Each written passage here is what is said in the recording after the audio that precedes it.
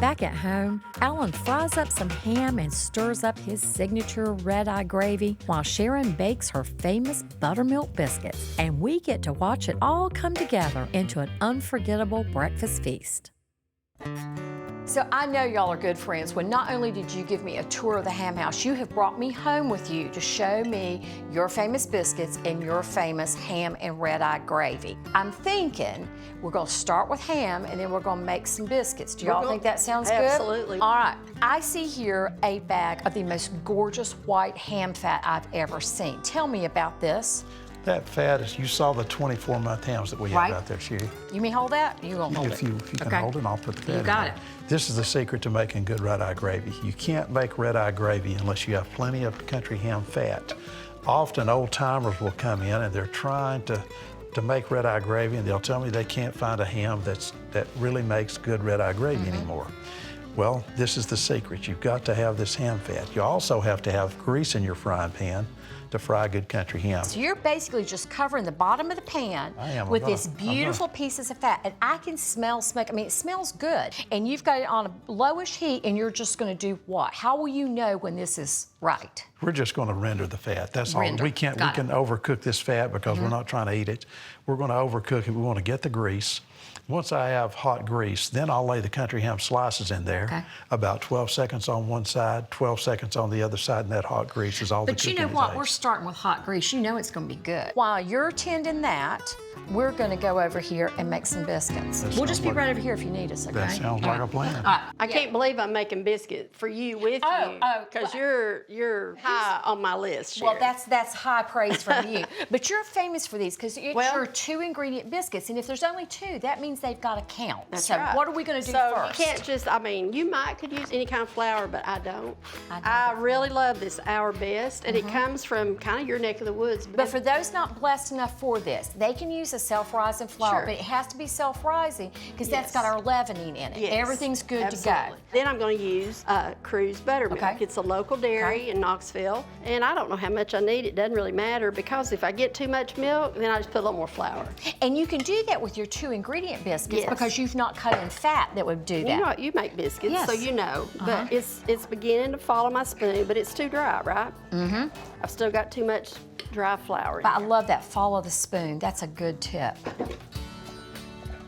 All right, you see how it's falling on my spoon? I'm probably stirred it way too much, more than I normally would, just because I'm trying to make. Now I'm gonna move this out of our way. And can I move the buttermilk? Because we don't need that anymore. I like to put my pastry cloth in my baggie. It's I already got flour on it. I I'm gonna love put a little it. more flour on So it. this is just a cloth you use for baking that has For over time, biscuits. for biscuits, it's absorbed flour, and this is gonna be part of the secret of you rolling and patting, right? It is. So I use this and I just fold. See this great little bowl? You just hold on to it. I love that. Gives you.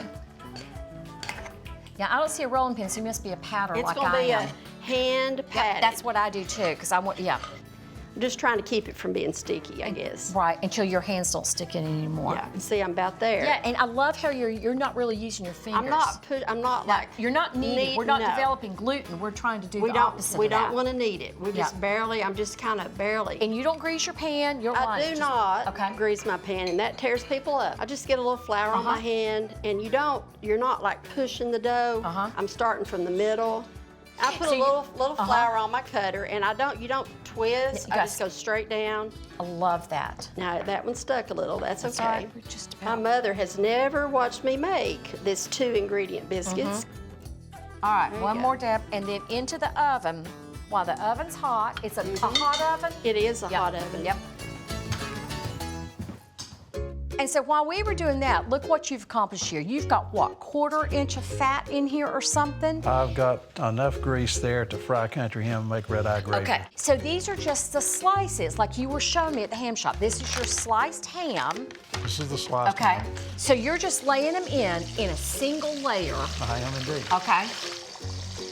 And you can hear that noise. That's how you know you got your fat hot enough, right? I tell people you want the grease sizzling. But most people dramatically overcook. We don't want to overcook it. So you're just getting the least little bit of brown on the edge, but we're also getting even a little more flavor in that delicious grease. So this is just leftover coffee from this morning. Just a good, dark, black, roasted coffee. And now there's your brown sugar. I'm just going to do a pinch because it will kind of burn on the bottom of the frying pan. Oh, so it's don't just want a it to be pinch, sweet, like just a enough to- teaspoon just or enough to kind of two. caramelize Look a at that, bit. it sizzles like you're making caramel. No wonder that's good. Just enough in there to add some color. Now, and I'm going to turn this up, Sheri, a little Okay. bit higher, and I want to reduce this. So I'm watching what you're doing here. You're continuing to stir slowly to get all of that brown part loosened up. And we're almost there, Sheri. It's got the color I'm looking for. Yep. These I'm goes glad down it's just not a ready because tad. I've got some. Oh, look at your Oh, boy. biscuits. Oh, They're boy. out. That's perfect. Oh, those are beautiful. Oh, I love that. It's getting that good I think bubble. we're there, It Sheri. looks delicious. So you can see kind of that red. It really does have that red look with those little eyes in it. Stand back. It must be a special occasion if we're going to serve it out of a bowl instead of out of the frying pan. I feel very honored here.